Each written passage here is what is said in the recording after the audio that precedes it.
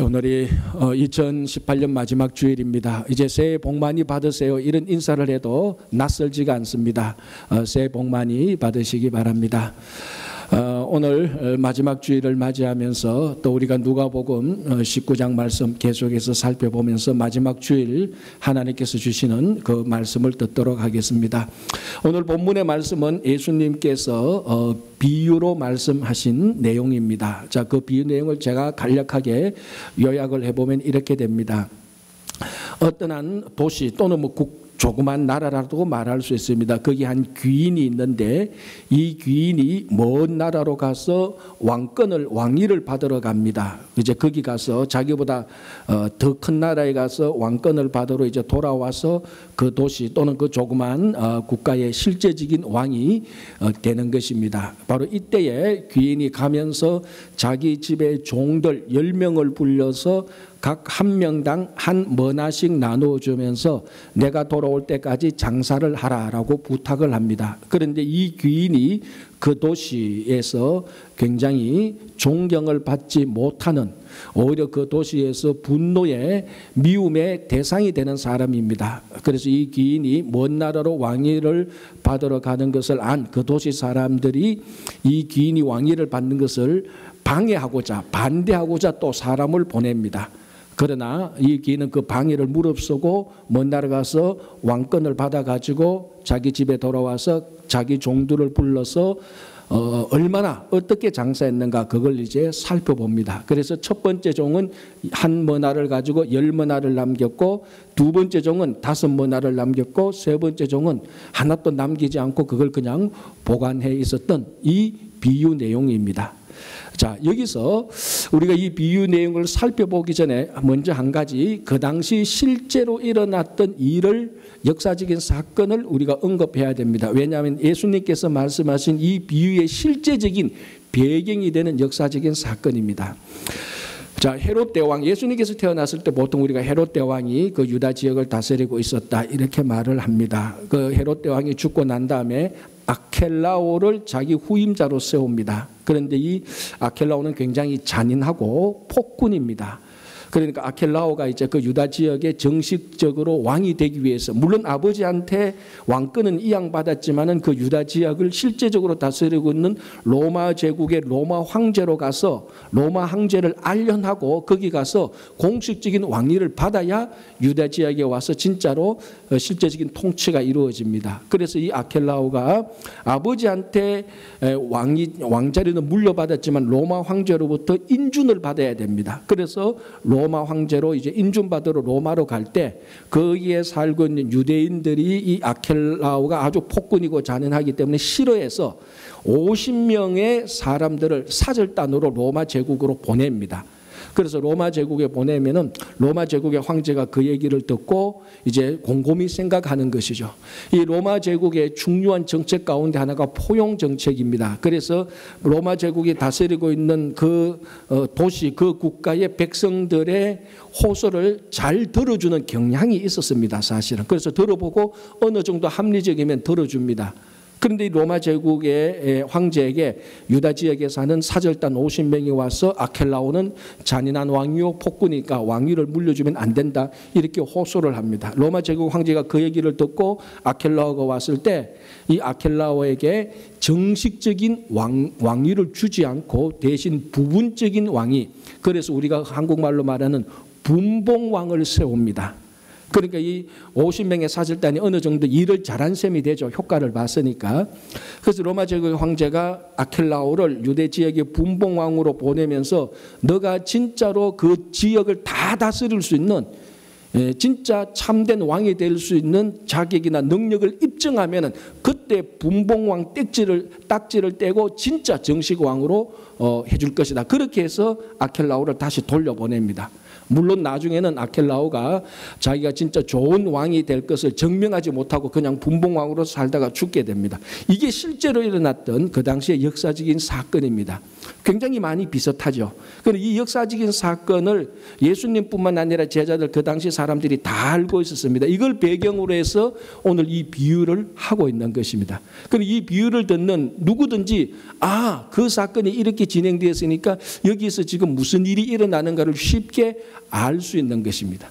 자, 다시 비유 속으로 들어가 보겠습니다. 들어가면 이제 주인이 먼 나라로 갈 때 각 10명의 종에게 머나를 남기고 내가 올 때까지 장사하라고 부탁을 하고 떠납니다. 물론 귀인도 압니다. 자기가 그 도시에서 다른 사람들로부터 굉장히 미움을 받고 있는 것을 알고 있습니다. 자, 이제 이렇게 해서 나중에 갔다 와서 다시 이제 그 종들이 얼마를 남겼는가 이걸 나중에 이제 다시 회개를 하는데, 이 전체적인 흐름을 보면은 마태복음 25장에 나타나는 달란트 비유하고 굉장히 많이 달랐습니다.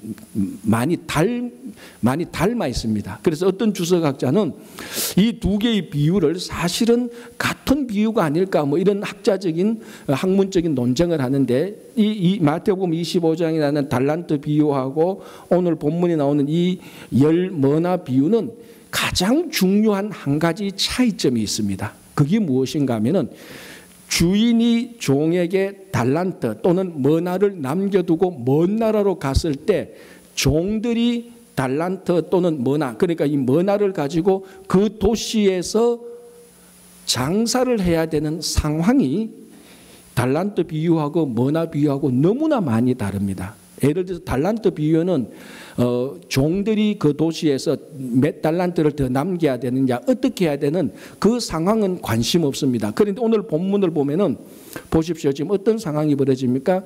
귀인은 그 도시 사람들한테 굉장히 미움을 받고 있습니다. 이 주인은. 그래서 주인이 먼 나라로 갔습니다. 오죽 미워해 있으면 그 도시 사람들이 이 주인이 왕위를 받지 못하도록 사람들을 보냅니다. 이 사람들이 뭐 사절단이든 아니면 자객이든 사람들을 보내서 방해를 하려고 합니다. 자, 이걸 주인도 알고 있습니다. 모를 리가 없죠. 주인도 알고 있고 이 종들도 알고 있습니다. 그런데 이 종들이 이제 주인이 없는 동안에 그 도시에서 10머나를 가지고 장사를 해야 됩니다. 자, 여러분들이 이 머나를 받았던 종들이라면 어떤 생각이 들겠습니까? 제가 그 종의 입장에서 한번 생각을 해봤습니다. 만약에 내가 우리 주인이 아주 악하다고 소문이 났는, 이 도시 사람들이 다 싫어하는 주인인데 내한테 한 머나를 남기고 먼 나라로 가서 다시 돌아올 때까지 장사를 해라고 내한테 한 머나를 주었다. 자, 내가 이 머나를 가지고 장사를 하려고 하는데 이거 온갖 생각이 다 듭니다. 우리 주인님이 무사히 왕위를 받아서 올 수 있을까? 그 생각이 들겠죠. 저 먼 나라의 왕이 진짜로 우리 주인에게 왕권을 주어서 이 지역을 다스리게 할까? 아니면 지금 이 도시 백성들이 왕권 받는데 방해하러 많이 보냈는데 혹시나 저 사람들이 우리 주인을 몰래 해치지는 않을까? 그러면 왕권은 고사하고 무사히 돌아올 수는 있을까? 그런 생각이 들겠죠. 또 하나 결정적인 생각이 무슨 생각이 들겠습니까? 내가 우리 주인으로부터 한 머나를 받았는데 이거 가지고 이 도시에서 내가 비즈니스를 하는데 사람들이 나를 도와줄까? 이 돈이 어디서 났는가 다 알 건데, 내가 무슨 일을 할 건데 다 알 건데 내가 비즈니스 할 수 있을까? 별별 생각이 다 들 겁니다. 그러니까 장사를 할 때도 야, 이거 내가 이렇게 열심히 해야 될 필요가 있어? 주인님이 안 돌아오면 말짱할 건데 이 사람들 봐, 이 말하는 태도들 봐, 날 말 조롱하고 무시하잖아. 그러니까 그 상황 자체가 굉장히 위태위태한 상황입니다. 이 종들이 그 머나를 가지고 주인이 없는 사이에 그 도시에서 장사를 한다는 것이 굉장히 미래가 불투명하고 암울하고 사람들이 막 조롱하고 무시하는 그런 상황들입니다. 굉장히 지금 상황이 위협적인 상황이고 안 좋은 상황입니다. 이런 상황에서 이 종들은 자기에게 주어진 머나를 가지고 장사를 해야 됩니다. 여러분, 이게 얼마나 어렵겠습니까? 얼마나 힘들겠습니까? 바로 오늘 본문을 보면 첫 번째, 두 번째 종은 바로 이런 상황 가운데서도 정말 위협적이고 위험하고 미래가 불투명한 이런 상황 가운데서도 첫 번째, 두 번째 종은 그 상황에 흔들림 없이 자기에게 주어진 직임을 잘 감당해서 10머나와 5머나를 잘 남겼습니다. 정말 충성된 신실한 종이 된 것입니다. 그 케네스 베일리라는 한 미국 학자가 옛날 동유럽에 속했던 라트비아 공화국에 있는 루터란에 속한 신학교에서 강의를 한 적이 있습니다. 이제 이분이 한 학기 동안 이제 강의를 하는데 마침 그 강의하는 또 그 기간 동안에 신학교에 입학하려고 하는 신학생들을 면접해야 될 그런 또 기회가 있어서 이제 이 베일리 교수가 이제 날짜를 잡아서 신학교 학생들을 면접을 합니다. 이제 목사가 되려고 신학교에 들어오는 학생들을 면접을 하는데 이 베일리 교수가 그 나라의 상황 그리고 그 나라의 앞으로 교단의 미래 이런 것들을 잘 모르니까 같은 라트비아에 있는 그 신학교 교수한테 물어봤습니다. 내가 오늘 이 신학교 학생들을 면접해야 되는데 꼭 내가 해야 될 질문이 있다면 무슨 질문을 하면 좋겠습니까? 라고 물었습니다. 보통 신학교 가면은 꼭 인터뷰 면접하는 사람이 반드시 묻는 질문이 있습니다. 그것은 소명받았습니까? 콜링에 대한 질문입니다. 왜? 그게 제일 중요하니까요. 근데 아마 베일리 교수도 그 질문이 아닐까라고 생각했을 수도 있을 겁니다. 그런데 동료 교수가 꼭 물어야 될 질문이 뭔가 하면은 세례를 언제 받았는가 그걸 물어보라는 겁니다. 아니 목사가 되려고 신학교 들어온 사람이 세례 받았나 안 받았나 만약에 물어보려면 세례를 받았나 안 받았나 그걸 물어보는 것이지 받은 사람 세례 언제 받았냐 그게 왜 중요한가 그런 질문이 생겼습니다. 의문이 들었습니다. 그래서 다시 그 동료 교수에게 물어봤습니다. 왜 이 질문이 제일 중요한 질문이냐?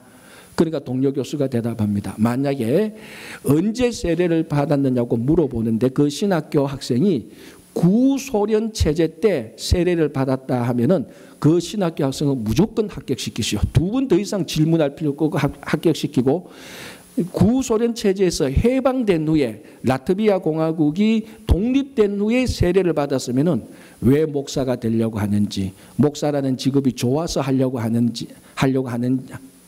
아니면은 이 다른 직업이 없어서 목사하면 좀 좋을 것 같아서 하는지 꼬치꼬치 캐물어라 이렇게 대답을 했다는 겁니다. 왜 이 질문이 중요한가 하면요. 라트비아 공화국은 1940년부터 1991년 약 한 50년 정도 소련에서 식민지 그 구소련 통치를 받았습니다. 구소련 통치를 받은 그 한 40-50년 동안에 구소련은 라트비아 공화국 사람들한테 예수를 제대로 믿지 못하도록 핍박과 탄압을 했습니다.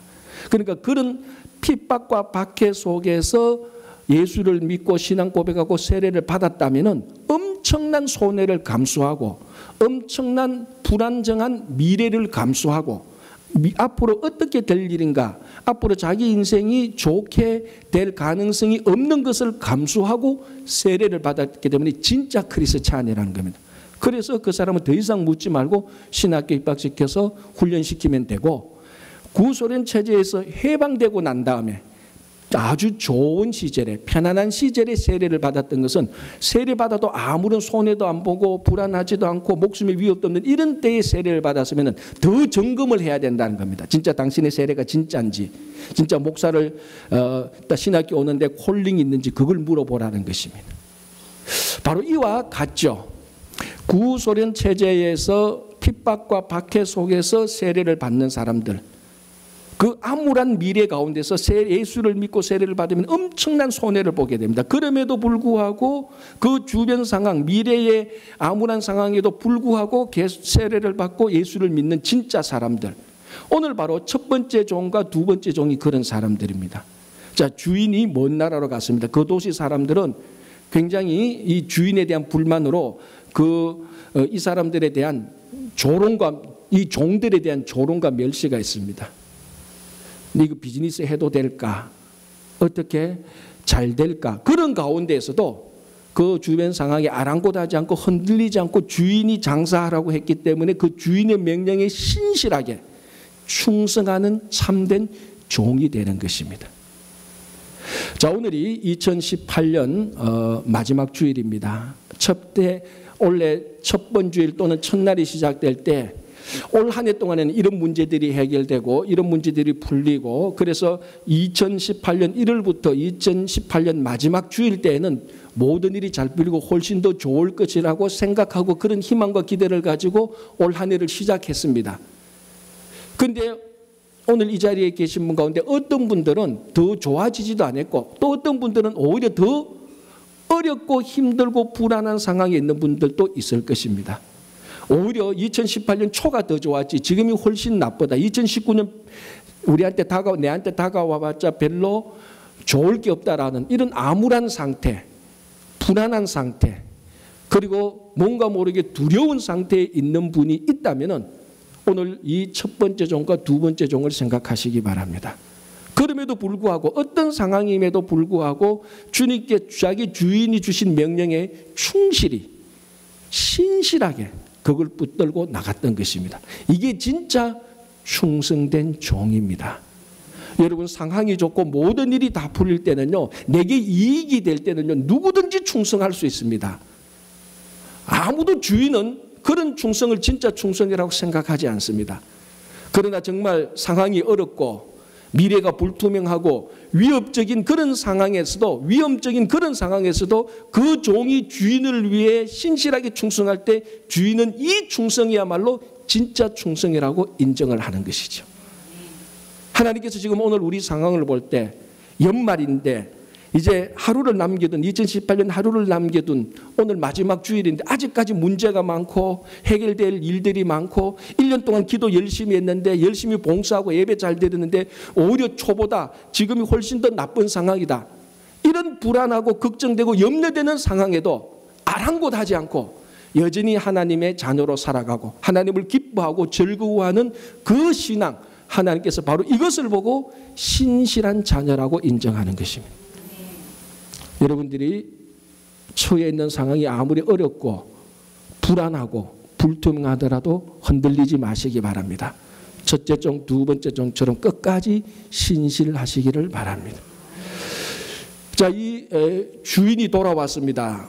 주인이 갈 때 이 종들에게 했던 명령은 한 번 하나씩 나눠주면서 장사하라 그랬습니다. 그리고 주인이 돌아왔습니다. 다시 종들을 불러서 어떻게 장사했는지 알아보고자 했습니다. 자, 정말로 주인이 이 종들에게 알아보고자 했던 것은 무엇일까요? 오늘 본문을 보면은 어떻게 장사했는가를 알아보려고 했다라고 되어 있는데 여러분들이 아마 가지고 있는 영어 성경 대부분을 꼼꼼히 읽어보면은 어떻게 장사했느냐 이런 의미가 아니고 얼마나 많은 이윤을 남겼느냐 그렇게 번역이 되어 있을 것입니다.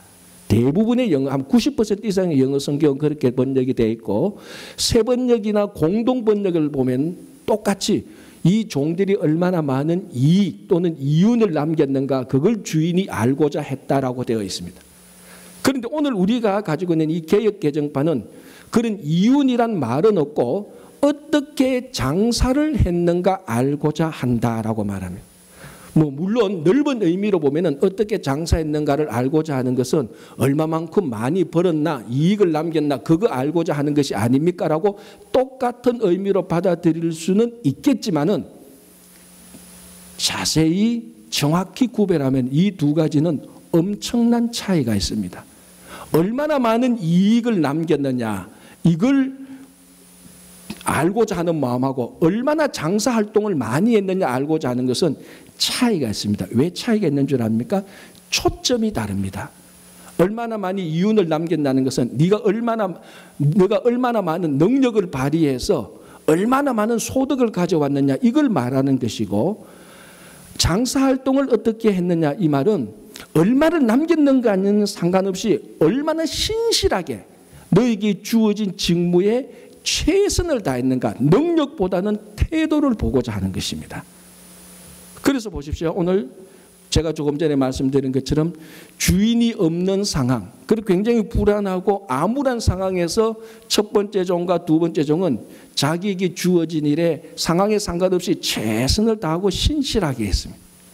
정말 주인이 돌아와서 종들에게 알고자 했던 것은 이 종들이 내가 없는 사이에 얼마나 많은 이익을 남겼느냐 이게 아니고 내가 없는 사이에 이 종들이 얼마나 신실하게 내가 없는 사이에 이 종들이 무시당하고 차별당하고 이 종들이 핍박당했을 그런 상황 속에서도 주인이 없음에도 불구하고, 자기를 지켜주는 주인이 없음에도 불구하고 이 종들이 얼마나 신실하게 활동을 했느냐, 그걸 알고 싶었던 것입니다.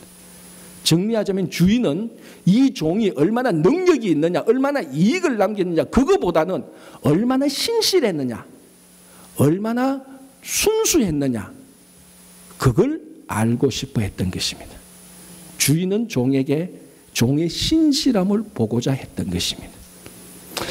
자, 우리가 구약 성경을 보면요, 가장 신실함, 다른 말로 하면 충성, 이것이 가장 잘 드러난 인물이 바로 요셉입니다. 요셉은 특이하게요, 자기가 가는 곳마다, 자기가 있는 곳마다 자기가 섬겨야 될 주인에게는 항상 신실했고 항상 충성을 바쳤습니다. 언제나 처음부터 끝까지 영원한 주인이었던 하나님에게는 처음부터 끝까지 변함없이 신실했던 것이고요. 자, 우리 요셉 가운데서 잘 알려진 얘기가 뭡니까? 요셉이 히브리 노예로 애굽에 팔려가서 보디발 시위대장의 집에 노예로 팔려갔지만 이제 그 집에서 총무가 되고 가정 총무가 됩니다. 이 보디발은 애굽 왕 바로의 시위대장, 즉 우리말로 하면 경호실장입니다. 이 왕이 요셉을 보고 자기 가정의 모든 걸 다 맡깁니다. 딱 하나, 자기 아내만 건드리지 말라, 아내 일에서만 가까이 가지 말도록 하고 다 맡겼습니다. 자, 우리가 잘 알다시피 어느 날 그 집에 아무도 없었을 때에 이 보디발의 아내가 항상 요셉에 대해서 품고 있던 연정을 드러냅니다. 우리 성경을 보면 요셉은 굉장히 준수하고 용모가 잘생겼습니다. 아마 보디발의 아내가 마음을, 연정을 품었을 것입니다. 그리고 집에 아무도 없을 때 보디발의 아내가 요셉을 유혹했습니다. 그때 요셉은 그 보디발 아내의 유혹의 손길을 뿌리칩니다. 그러면서 두 가지 말을 합니다. 첫 번째 말이 뭔가 하면은, 주인님께서, 그는 보디발 말이죠, 이 보디발 주인님께서 이 가정의 모든 것을 내게 다 맡겼습니다. 그러나 한 가지 금지한 것이 있는데 딱 당신입니다. 그래서 나는 당신을 범할 수가 없습니다. 당신의 유혹에 내가 들어갈 수 없습니다. 라고 뿌리쳤습니다. 또 하나는 뭡니까? 하나님께서 보고 계신데 어떻게 내가 하나님 앞에서 이 악을 행할 수 있습니까? 라고 보디발의 유혹을 뿌리칩니다. 여기에서도 요셉은 자기 주인과, 이 땅에 있는 주인 보디발과 하늘에 있는 주인 하나님에게 똑같이 신실함과 충성을 드러냅니다. 그런데 여기서 거절당한 보디발의 아내가 오히려 모함을 하는 거죠. 그때 여러분 잘 알다시피 요셉이 그 일을 뿌리치고 집으로 나갈 때 이 보디발의 아내의 손에 요셉의 겉옷이 남겨지게 됩니다. 그래서 수치를 당했던, 분노함을 품고 있었던 보디발의 아내가 이 겉옷을, 요셉의 겉옷을 증거로 해서 오히려 누명을 세우는 거죠. 반대로 얘기하는 거죠. 이 요셉이라는 자가 나를 범하려고 했다. 그 증거가 이게 여기 겉옷이 있다. 꼼짝없이 요셉은 그 집안에서 간음한 강간범이 되는 것입니다. 그래서 어떻게 됩니까? 감옥에 갇히게 되는 것입니다. 자, 이 상황에서 이 집의 주인 보디발은 요셉을 징계했을까요? 보호했을까요? 우리가 보통 볼 때는 보디발의 아내가 요셉을 범하려고 했던 그 누명을 덮어서서 보디발이 화가 나가지고 분노해서 요셉을 감옥에 가두었다라고 알고 있습니다. 물론 우리 성경을 보면 분노했다는 말이 있습니다.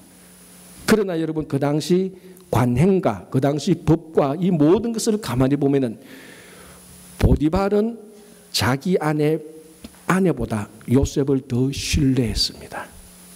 분명히 전후 상황을 보면은 보디발은 요셉의 아내가 요셉을 유혹했지 요셉이 보디발의 아내를 유혹했다고 믿지 않았습니다. 첫 번째 증거, 그 당시 애굽의 법에 의하면은 사람을 가난한 사람은 반드시 처형시키도록 되어 있습니다.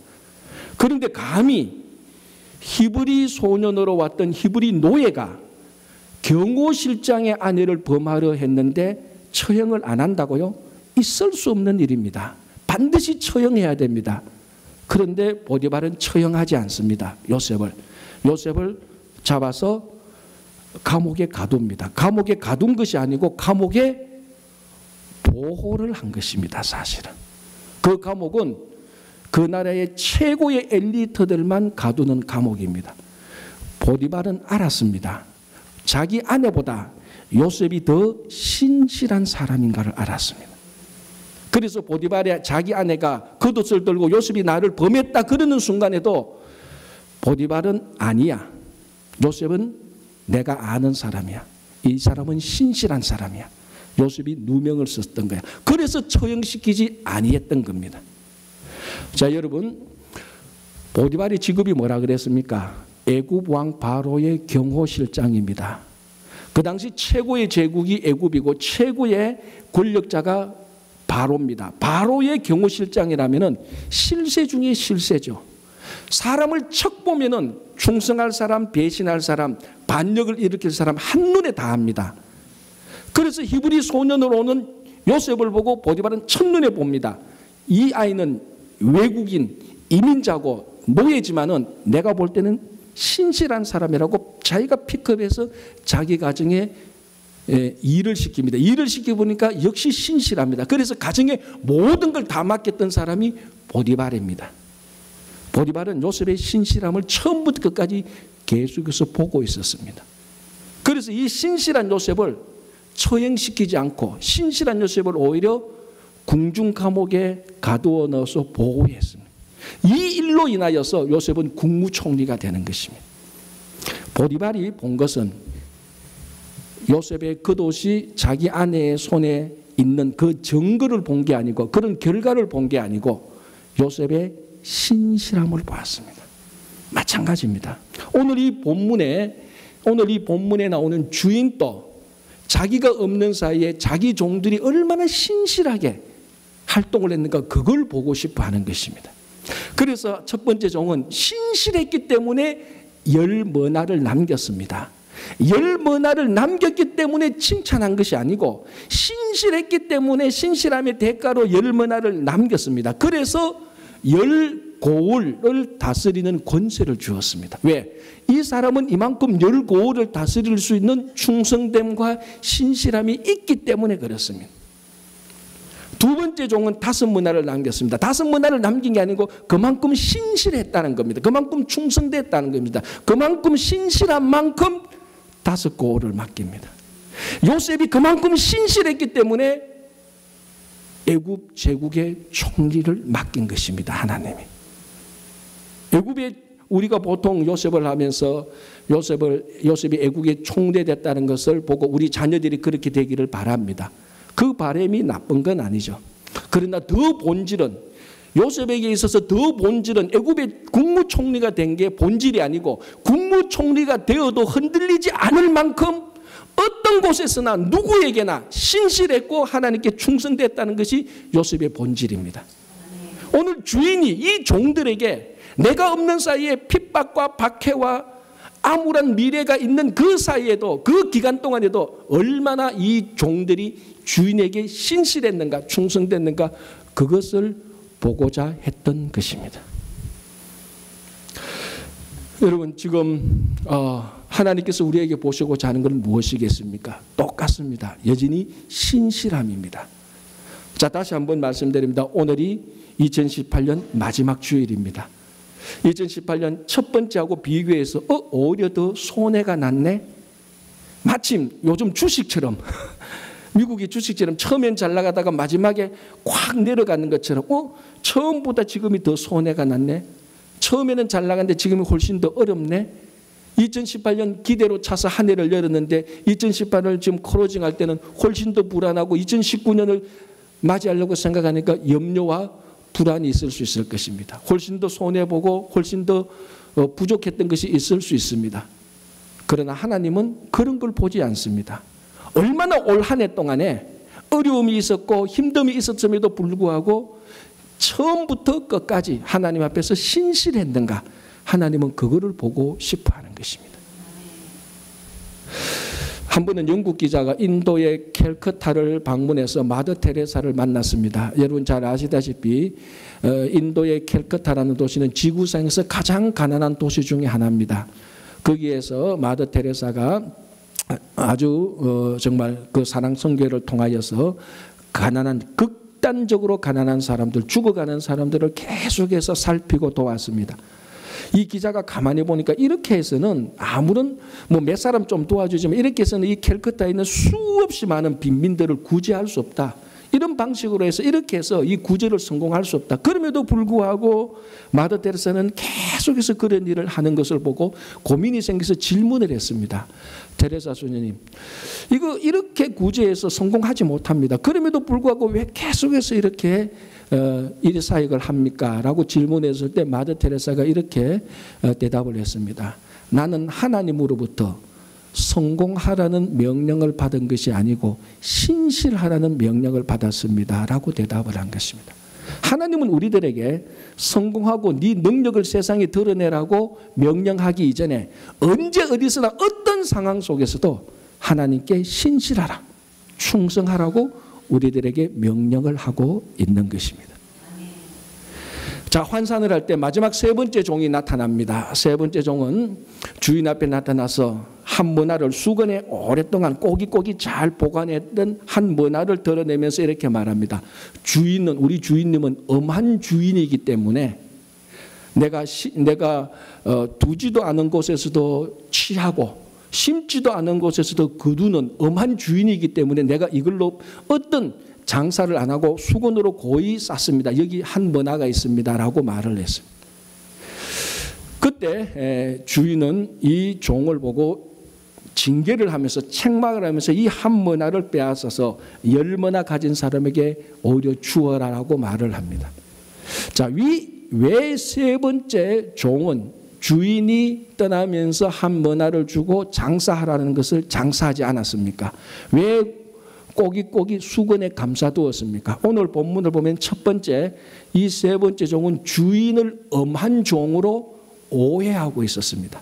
여기서 말이 좋아 엄한 종이지 정확한 의미는 폭군이라는 의미입니다. 잔인한 군주라는 의미입니다. 그래서 이 종이 말하죠. 세 번째 종이 주인은 너무 무섭고 너무 잔인하기 때문에 두지도 않았는데도 막 가져가고 심지도 않았는데서 막 가져가기 때문에 내가 이 한 문화 가지고 몇 문화를 남겨도 주인은 싹 다 가지고 갈 것이기 때문에 제가 장사를 할 수 없었습니다. 이런 의미가 담겨져 있습니다. 자, 그러면 진짜 이 주인은 이 세 번째 종이 생각했던 것만큼 폭군이고 잔인한 사람입니까? 이미 첫 번째 종과 두 번째 종과의 대화에서 이 주인은 잔인한 폭군이 아니라는 것이 드러났습니다. 주인이 보고자 했던 것은 능력이나 얼마나 많은 이득을 남겼느냐가 아니고 신실함을 보고자 했습니다. 여러분, 어떤 폭군도 어떤 잔인한 군주도 한 사람의 신실함을 보고 판단하지는 않습니다. 폭군일수록 잔인한 군주일수록 자기에게 얼마나 많은 이득을 가져왔는 것 가지고 판단을 하는 것이죠. 그래서 첫 번째 종과 두 번째 종의 대화를 통한 주인을 봤을 때 첫 번째 종과 두 번째 종을 대하는 주인의 행동을 봤을 때 이 주인은 폭군도 아니요 잔인한 군주도 아닙니다. 또 하나 중요한 것은 이 주인이 먼 나라로 갈 때 자기 재산의 일부인 머나를 각 종들에게 나누어 주었습니다. 여러분, 자기 주인이 자기 재산의 일부를 종에게 나누어 준다는 것은 무슨 의미가 있는가 하면은 주인의 직분을 종에게 위임한다는 말입니다. 어떤 폭군도 잔인한 군주도 자기 직분을 종에게 신하들에게 위임하지는 않습니다. 그러니까 이 종은 세 번째 종은 철두철미하게 주인을 오해하고 판단했습니다. 오해하고 오판했습니다. 그리고 난 다음에 뭐라고 말합니까? 그래서 내가 주인이 무서워서 아무 일도 안 했다. 아무 장사도 안 했다. 주인의 성격이 너무 무서워서 아무 일도 안 했다는 겁니다. 자기가 아무 일도 하지 않은 것을 누구 책임으로 돌립니까? 주인의 무서운 성격으로 돌립니다. 결국 가만히 따져보면 주인님 당신이 다 뺏어갈 것이기 때문에 내가 할 수가 없습니다. 결국 해봤자 당신이 가져갈 건데 당신 때문에 내가 일을 할 수 없었습니다. 그런 말하고 마찬가지입니다. 그러니까 이 세 번째 종은 주인을 오판하기도 했고 주인의 말에 충성하지도 않고 주인의 명령에 순종하지도 않고 그리고 모든 자기가 했던 게으름과 자기가 일하지 않았던 것을 주인의 책임으로 다 돌려보냅니다. 그래서 주인이 어떻게 합니까? 이 세 번째 종에게 주었던 한 머나를 뺏어서 다른 종에게 줍니다. 이게 이 세 번째 종에게 있어서 가장 수치스러운 일이 되는 것입니다. 왜? 이제 이 주인은 이 종에게서 세 번째 종에서 한 머나를 다시 뺏어갔다는 것은 위임한 직분을 다시 가져오는 겁니다. 그래서 이제 이 세 번째 종은 완전 무익한 종이 되는 것입니다. 여러분, 종이 가장 수치스러운 일이 무엇입니까? 종이 재산이 없다고 해서 수치스럽습니까? 종이 못생겼다고 해서 수치스럽겠습니까? 종이 배운 게 없다고 수치스럽겠습니까? 종은 주인으로부터 무익하다는 얘기를 들었을 때 가장 수치스러운 일입니다. 종이 언제 제일 영광스러운 줄 아십니까? 주인으로부터 유익하다는 말을 들을 때 가장 영광스럽습니다. 오늘 이 세 번째 종은 자기가 주인으로부터 위임받았던 그 일을 빼앗김으로 말미암아 진짜로 무익한 종이 되어서 수치를 당하고 있는 것입니다. 자, 오늘이 마지막 주일입니다. 지금이 가장 좋을 때입니다. 무엇을 하기에 가장 좋을 때? 여러분들이 몰래 한 머나를 감싸놓은 수건을 풀기에 가장 좋은 때입니다. 지금이라도 몰래 감싸놓은 한 머나, 그게 물질이든 여러분의 능력이든 그것이 시간이든 여러분들의 명예든 무엇이든지 간에 여러분들이 몰래 수건으로 감싸놓은 것을 풀어서 그것을 주인을 위해서 사용하시기를 바랍니다.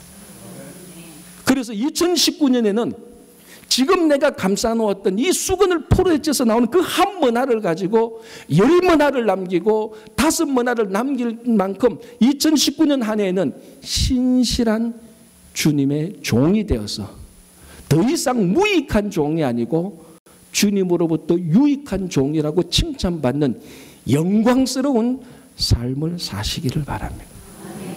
그래서 오늘 여러분들이 아무도 몰래 감추어 놓았던 수건을, 그 한 머나를 쌌던 수건을 푸시는 오늘이 되시기를 바랍니다. 여러분, 여러 가지 상황으로 힘들고 어려운 분들이 있습니다. 진짜 신실함은 이때에 드러나는 것입니다. 이때도 흔들리지 않고 끝까지 하나님 믿고 주님 따라갈 때 주님께서 진짜 신실한 하나님의 자녀라고 인정을 해줄 것입니다. 주님은 우리의 능력이나 우리가 얼마나 많이 벌었는가를 보는 것이 아니고 어떤 상황에서도 흔들리지 않고 의심하지 않고 끝까지 따라가는가를 보고 계십니다. 여러분, 무익한 종이 아니고 유익한 종이 되는 오늘 하루 2019년이 되시기를 간절히 바랍니다.